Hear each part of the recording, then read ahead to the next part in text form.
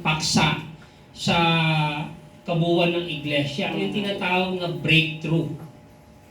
Breakthrough. Kaya nga dito sa 1 Thessalonians chapter 1 verse 3 to 5 ating babasahin. Ano ang wika ng banal na kasulatan? Unang Thessalonica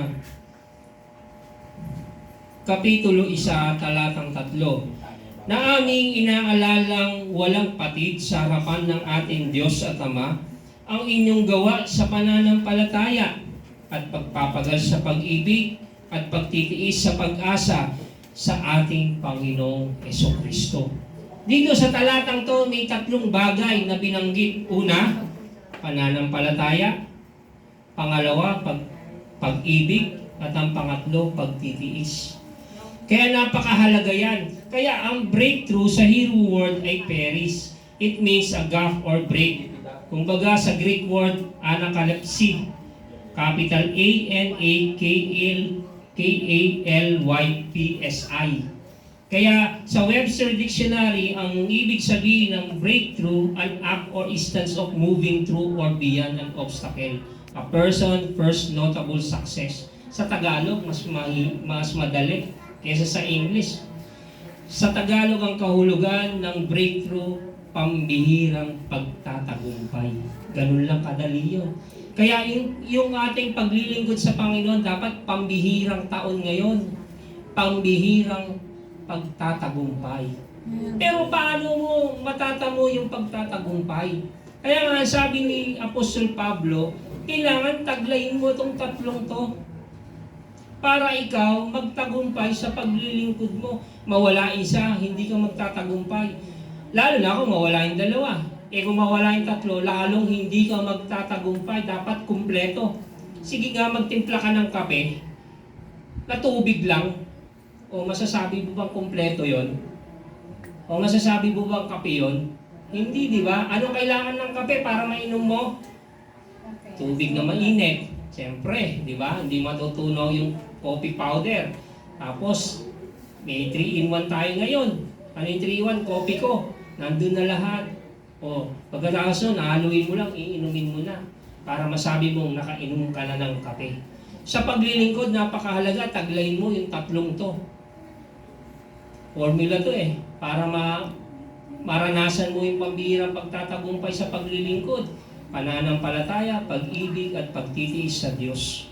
Kaya bakit mahalaga ang breakthrough bilang isang mananampalataya? Dapat malaman mo yan.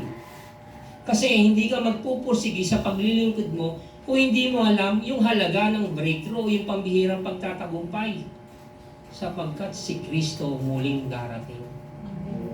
At sa pagdating ni Kristo, hahanapin niya yung mga taong naglilingkod sa Kanya na mayroong pambihirang pagtatagumpay. Hindi kukunin ng Diyos yung mga bigo. Hindi kukuhanin ni Kristo yung mga talunan. Kaya nga pagtatagumpay, tagumpay, victory, victorious. Kaya mahalaga yan sa paglilingkod.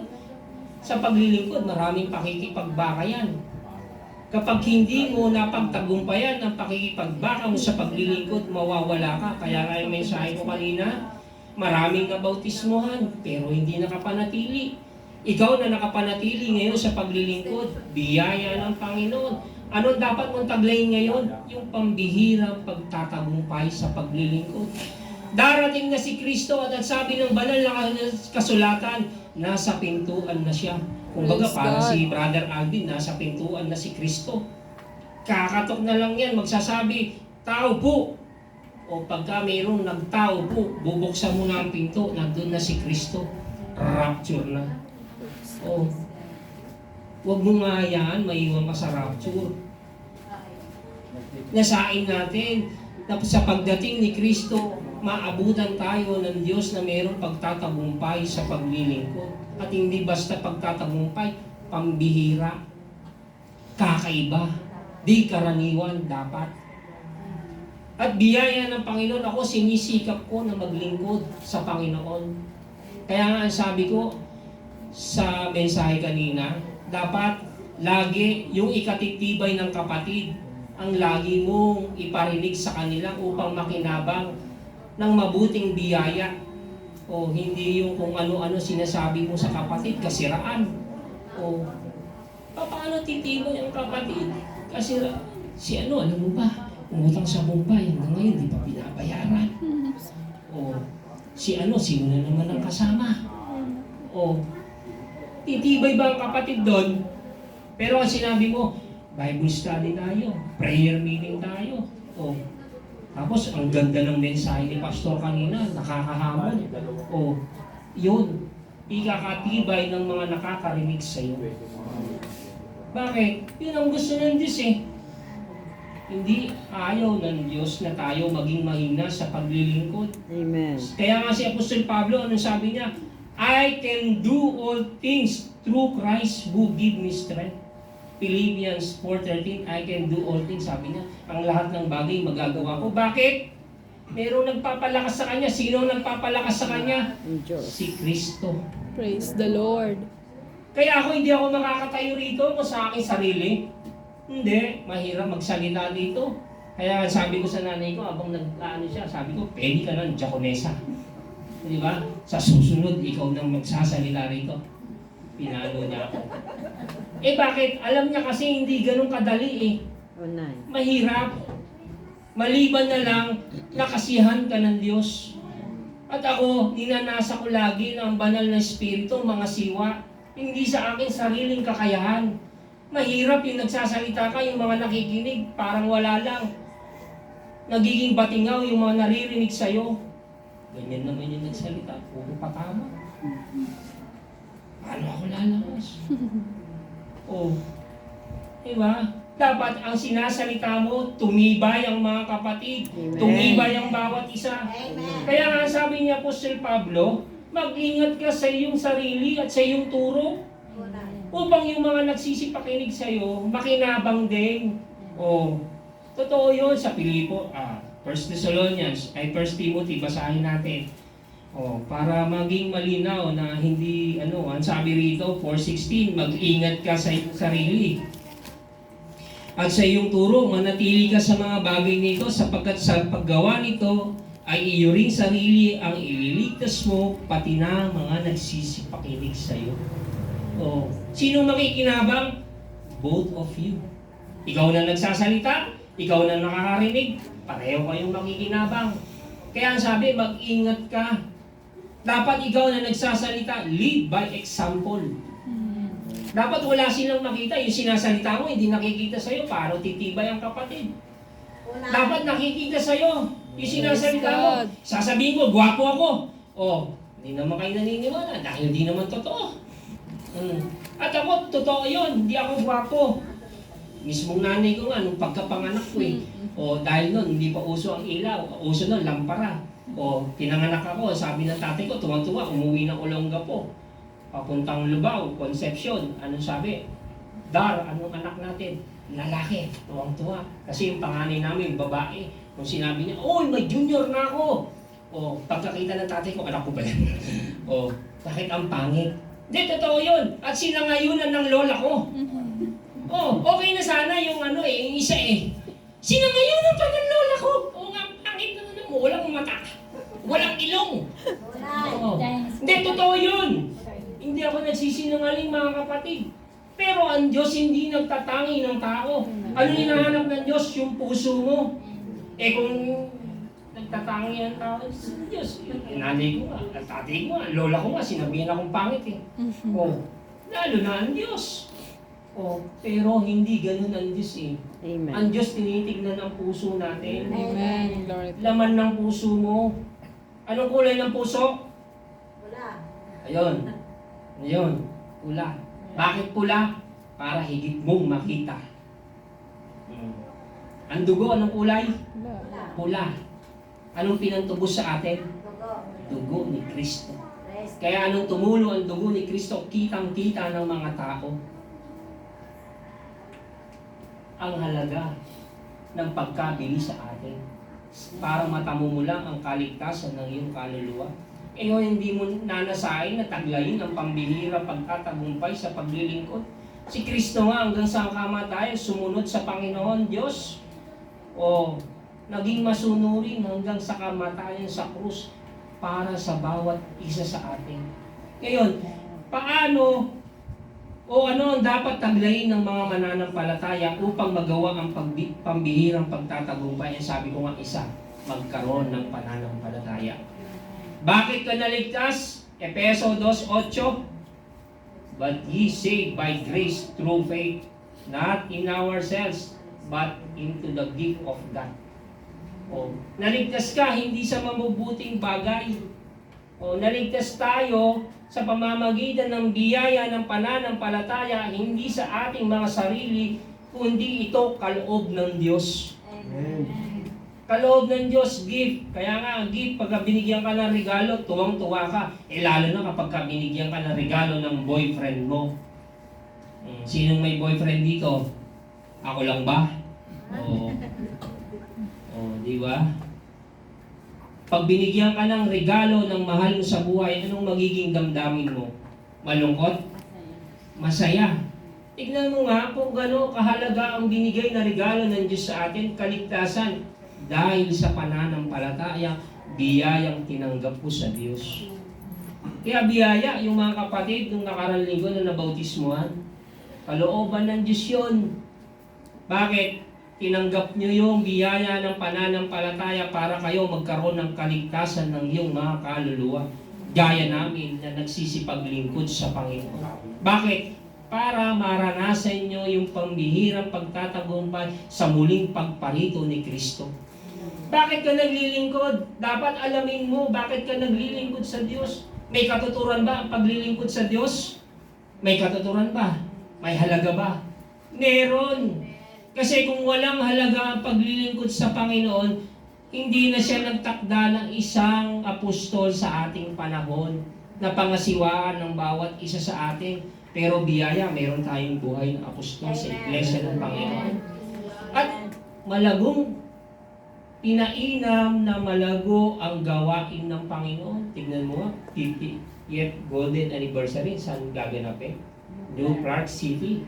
Magkano inarkila ng church? 5 million. Alam niyo ba yung value ng 5 million? Ako nga, walang thousand. Sabi ko, bahala na ang Diyos. Bakit? Kapag ka nagnasa ka sa gawain ng Panginoon, ang Diyos maglalaan. Mga lalahanin, yung mga bagay na ikikakahina mo para hindi ka magpatuloy sa paglilingkod. Taglayin mo ang pananampalataya. Kaya nga sabi ng Panginoon, ngunit ang aking lingkod mabubuhay sa pananampalataya at kung siya'y umurong, hindi kalulugdan ng aking kaluluwa. Hebrew 10:38. Ganyan kahalaga ang pananampalataya. Para maranasan mo yung pambihirang pagtatagumpay, magkaroon ka ng pambihirang pananampalataya sa Diyos. Kailangan pambihira, di karaniwang pananampalataya. Ngayon, tinitest tayo ng Diyos. Totoo yun. Tinitest ang bawat isa sa atin hanggang saan ang pananampalataya mo. Ngayon pa lang, makaranas ka lang ng konti. Sakit, parang kinagat ka na ng langgam, di ka nadadala sa gawain ng Panginoon. Lalo na kapag may nangyari sa'yo. Ako, biyaya ng Panginoon.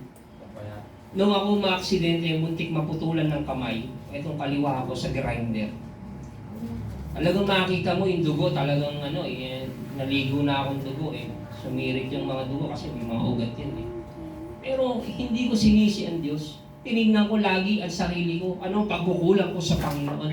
May paalala ang Diyos Anong umiral sa akin? Pananampalataya. Nung tinawag ko si Sister Grace, sabi ko, Sister Grace, dalhin mo ako sa ospital. Pagkita niya, dami akong dugo. Akala niya, pati dito sa tiyan, meron akong nahiwa Yung laman ko talagang tanggal na makita mo parang giniling sa palengke na pabili nga 1/4 na laman, pagiling nga parang ganun. Kaya ang laki niyan. Pero hindi ko sinisi ang Diyos. Anong sinisi ko? Sarili ko. Pagkukulang ko sa Diyos. Kasi may paalala ang Panginoon Hindi ibibigay ng Diyos yung mga pagsubok sa atin na hindi natin makakaya. Siya pa rin ang tutulong sa iyo. Kaya tignan mo mga kapatid, ang formula ng paglilingkod, naghangad ka na ikaw lumakas sa Panginoon, nung binigyan ka ng pagsubok, sinisi mo ang Diyos. Paano matitest yung gusto mong tumibay, lumakas sa paglilingkod kung hindi ka susubukan ng Diyos? Ang gusto mo, laging maalon eh. Hindi ganun ang paglilingkod. Gusto mong tumibay, parang sa yung nagwi-weights. Nagwi-weights, una, magaan muna. Tapos hanggang bumigat na. Ngayon, kapag ka mabigat na, kaya ko ba to o hindi? Tinitest mo kung kaya mo eh. Ngayon, kapag ka nasubukan mo na kaya mo, lagi mo nang ginagawa yon, ano na sa'yo, madali na. Kaya ang mga pagsubok, kapag ka lagi mo nararanasan yan, madali na para sa'yo. Amen. Bakit? Nagtitiwala ka sa Diyos eh, tutulungan ka. Bakit? Dahil sa pananampalataya. Amen. Kaya dapat mabubuhay ang isang lingkod ng Panginoon na mayroong pananampalataya. Ang sabi ko nga sa inyo, hindi pambihirang pananampalataya. Dapat pambihirang pananampalataya. Sapagkat sa panahon ngayon, panahon ng kawakasan ng huling araw. Kaya nga sa banal na kasulatan, sabi ni Kristo, may magsisipa rito sa aking pangalan, sasabihin nila ako ang Kristo at ililigaw ang marami, pati na ang mga hirap. Walang exempted, lahat tayo. Kapag ka naniwala ka doon sa Kristo na bulaan, nililigaw ka daw. Pati tayo ng mga port watcher, kaya mag-ingat ka. Kaya dapat ang pananampalataya mo ngayon, di karaniwang pananampalataya. Kaya habang pinagbubulayan ko ang salita ng Panginoon, tinitingnan ko lagi ang sarili ko. Kasi masabi ko nga sa inyo, hindi madali ang magsalita, dapat nakikita sa iyo eh. Kung hindi makita sa iyo, paano lalakas yung mga nakakapakinig? Kaya sinisikap ko sa aking pagtayo, sa biyaya ng Panginoon, ang Diyos ang mapapurihan, hindi ako. Yun ang damdamin ko eh. Para akong alipin na walang kabuluhan sa harapan ng Diyos, gaya ng sabi ng mga alagad dun sa Lucas 17:5 o 17:10. Kasi sa 17:5, ang sabi ng mga apostol, dagdagan mo ang aming pananampalataya. Tignan mo, apostol na yun ha. What if tayo ba na mga miyembro sa gawain ng Panginoon? Mas hangarin natin na tayo dagdagan ng Diyos ng pambihirang pananampalataya. Pangalawa, mga kapatid, kailangan magkaroon ka ng di pangkaraniwang pag-ibig sa Diyos. Bakit? Ang Diyos ang unang umibig sa atin. Amen. For God so loved the world that He gave His only begotten Son, that whosoever believe in Him should not perish but have everlasting life. Sapagkat gayon na lamang ang pagsinta ng Diyos sa sanlibutan, Kanyang ibinigay ang Kanyang bugtong na anak upang ang sino man sa Kanya'y sumampalataya ay huwag mapahamak kundi magkaroon ng buhay na walang hanggan. Yan ang halaga ng pag-ibig. Kaya sa mga mga binata at dalaga, pagdating sa pag-ibig, talaga ang pandinig talaga, si Crush, nag-message na ba siya? Kumain ka na ba? Diba? Kasi naranasan ko din yan eh. Nanligaw ako. At puro niligawan ko nun, puro magaganda. Kasi pangit na nga ako, nililigo pa ako ng pangit. Diba? Paano na kalalabasan ng mga bata? Kawawa naman. Diba? Hindi, totoo yun mga kapatid. Kaya lahat ng niligawan ko, magaganda. Tingnan nyo na lang si Sister Grace. Hindi na ako lalayo. Diba? Biyaya ng Panginoon. Bakit? Kaloob ng Diyos yan dahil sa pag-ibig. Kaya nga dito sa 1 John chapter 4 verse 10, anong sabi rito? Narito ang pag-ibig. Hindi sa tayo umibig sa Diyos, kundi siya ang umibig sa atin at sinugo ang kanyang anak na pangpalubag loob sa ating mga kasalanan. Sino daw ang unang umibig sa atin? Ang Diyos. Tingnan mo, kay buti ng Diyos. Paano mo hindi mamahalin ang Panginoon? Una siyang nagmahal sa atin. At tignan mo ang kanyang pag-ibig sa atin. Ibinigay niya ang kanyang bugtong na anak para sa atin, pampalubag loob sa ating mga kasalanan. At si Kristo, ibinigay niya ang kanyang buhay. Alam niya, ang hirap na kanyang dadanasin dun sa krus ng Kalbaryo. Kaya puro panalangin si Kristo bago siya dakpin ng mga Romano. O nung bago siya ipagkanulo ni Judas, sabi na sana lumampas ang sarong ito kundi yung kalooban mo ang mangyari. Kasi alam ni Kristo mangyayari sa kanya yung hirap. O yung matusok ka ng karayom, aray! Nay, natusok ako ng karayom. Ang daming dugo. Dali mo ako sa ospital. O ganun pa lang eh, karayom pa lang eh. Sino takot sa karayom? Ako, hindi ako takot sa karayom.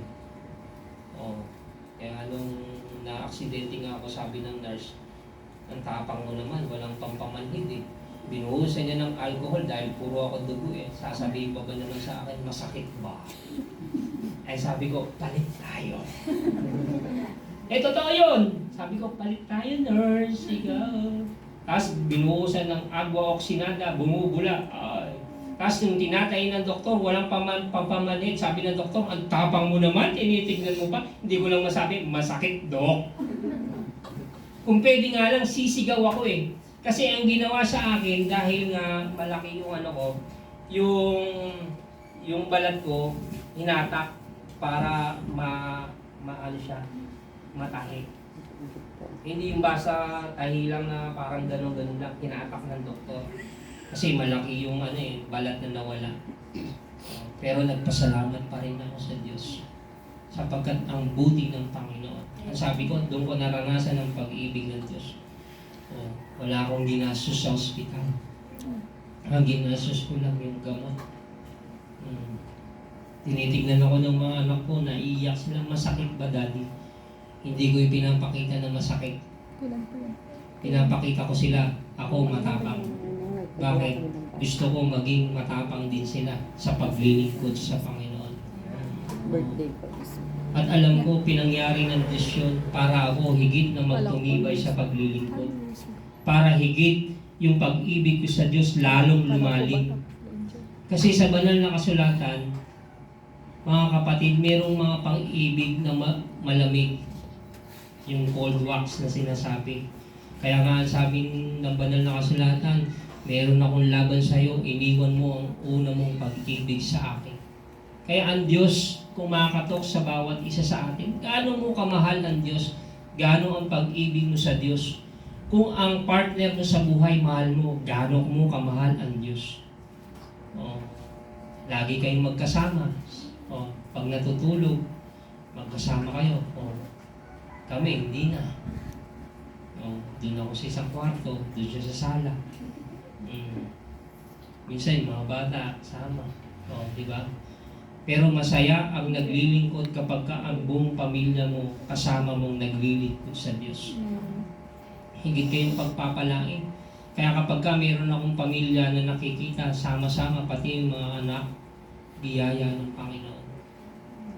Kasi kapag ang bata, tinuruan mo sa kanyang paglaki, hindi niya iiwanan yan, lalo na kapag ang salita ng Diyos, ang iyong itinuro sa kanya, pagpapalain siya mainam. Totoo yun. Kaya dapat tayo na mga mananampalataya, ang pag-ibig natin sa Diyos dapat lumalim. Lumalim, mainam, para makuha mo yung di karaniwang pag-ibig sa Diyos.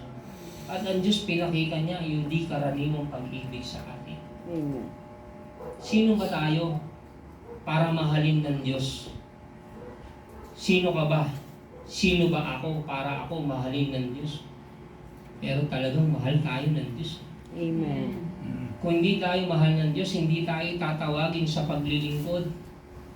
Marami kang pinangangaralan ng salita ng Diyos pero hindi tumatanggap dun sa Ebanghelyo yung ipinapangaral na dala ng mga sugo ng Diyos.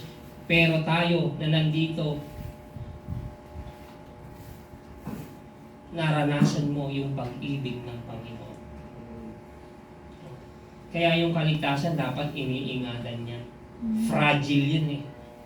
Babasagin yan kapag ka nabitawan mo yung paglilingkod mo, mawawala ka.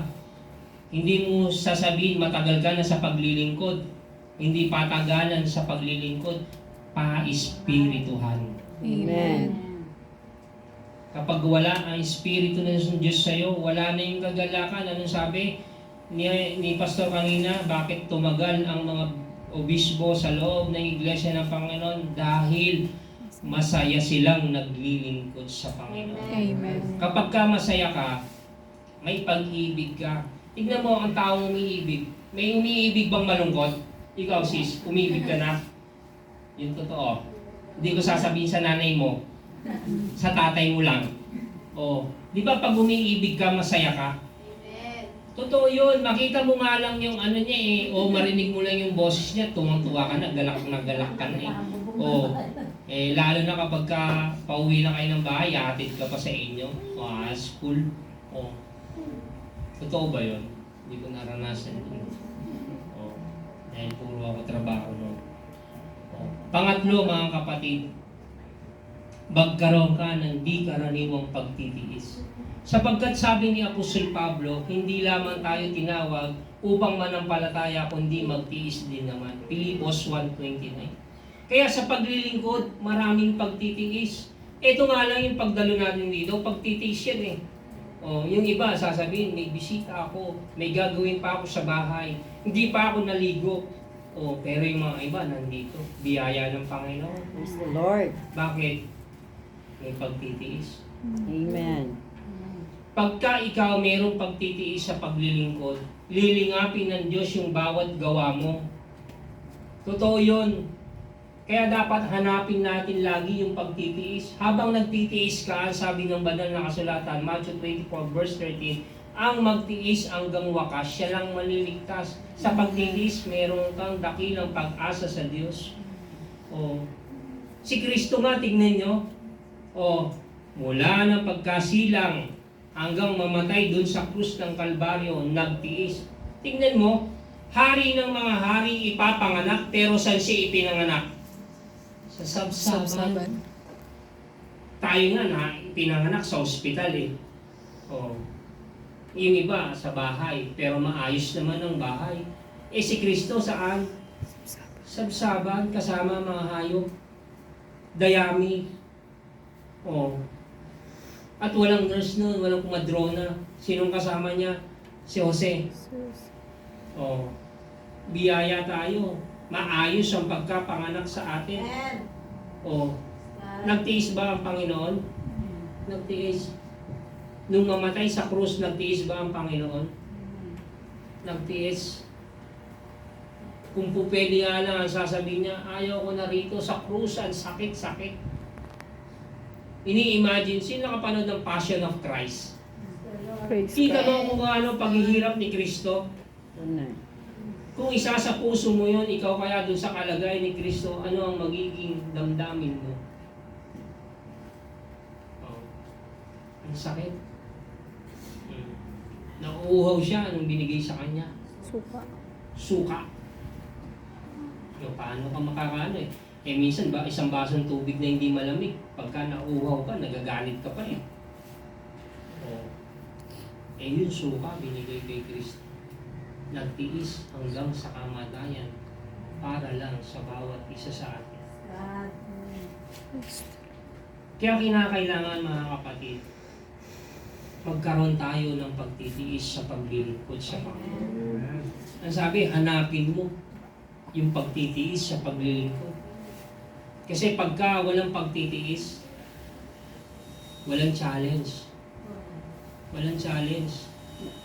Kaya nga, ang isang mananampalataya ay hindi exempted dun sa mga problema, suliranin, mga sakit na nararanasan ng karaniwang mga tao dito sa sanlibutan. Pare-parehas lang tayo eh.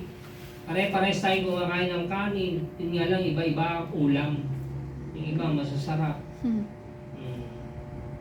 Yung iba, masasarap din. Alam ko naman, pinagpaalala tayo eh. Yan. Totoo yun eh. Pero ako hindi ako maselan. Kahit ano lang, bagoong, kamatis, na may sili lang, okay na sa akin na, tapos may talong, okay na sa akin, hindi ako maselan. Kaya nga sabi ni Sister Grace, kapag ka umuwi ako, anong ulam? Sinabi anong luluto? Huwag na, kung ano na lang meron. Minsan, talong. may itlog. Oh, ako, masaya na ako doon. Oh, bakit? Inihain niya yun, may pag-ibig at may pagtitiis. Di ba? Kaya nga sabi ko sa inyo, ang sarap kapag ka umiibig ka at yung iniibig mo, binibigyan ka. Oh, lalo na sa paglilingkod sa Panginoon. Oh, nagagalak ba kayo sa hapong ito? Amen. Praise the Lord. Lingkod kayo. Di ba? Seryoso, no? Kanina tawa ng tawa. Ang buhay talaga ganyan sa paglilingkod. May panahon ng pag-iyak, may panahon ng pagtawa. At mayroong panahon ng pagtitiis, may panahon ng pakikipagbaka. Mayroong panahon ng pagtatagumpay. Lahat yan pinaparanas ng Diyos sa atin para magkaroon ka ng pambihirang pagtatagumpay sa paglilingkod. Ama naming Diyos na maibigin at makapangyarihan sa lahat.